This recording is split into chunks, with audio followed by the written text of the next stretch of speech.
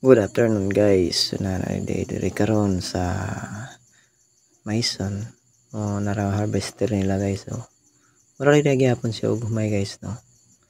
So ato himuon karon guys na naman ta diri. So maghaul ta pud ta og mais. Nya kaning mais atong hawlon karon guys is lubo na diretso kay ang harvester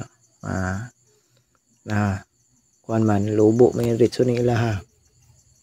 So harvester daw ni siya so may guys no. So narang ato ang kuan guys mga kauban na nara atong hawlanan atong magiitang motor. So hulat lang ta guys o kuan tagak hulat lang tag tinahian aron makahaul ta.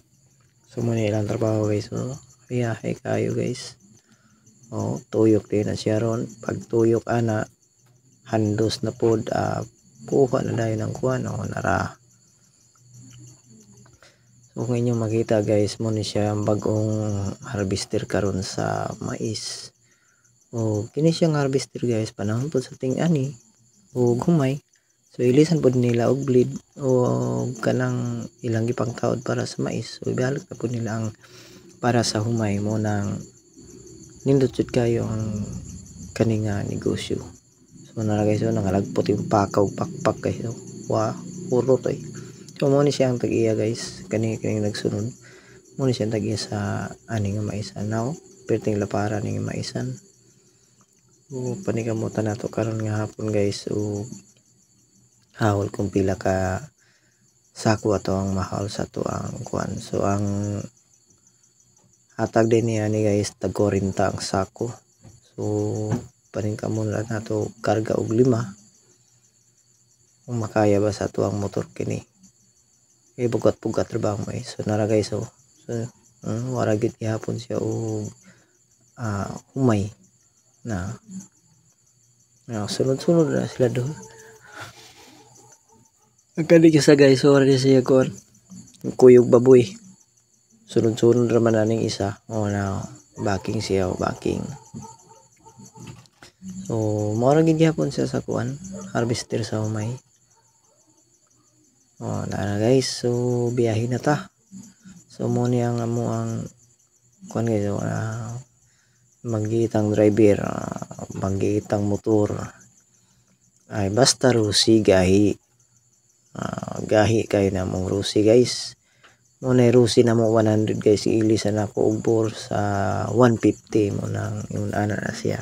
So ang karga nato guys is 5 ka buok unya gisakyan pagid ani ako ang body o na mo akong gipagamit sa pagunit sa cellphone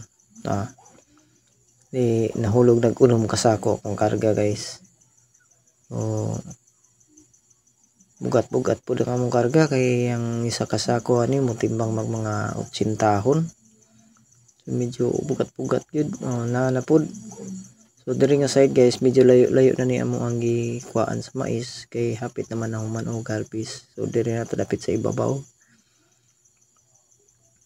So medyo kaang tani guys kay ang tudling na cross nato pag-agi unang medyo takilid gid gamay ang dagan sa tuang motor na yung tag sakay og kabayo ani.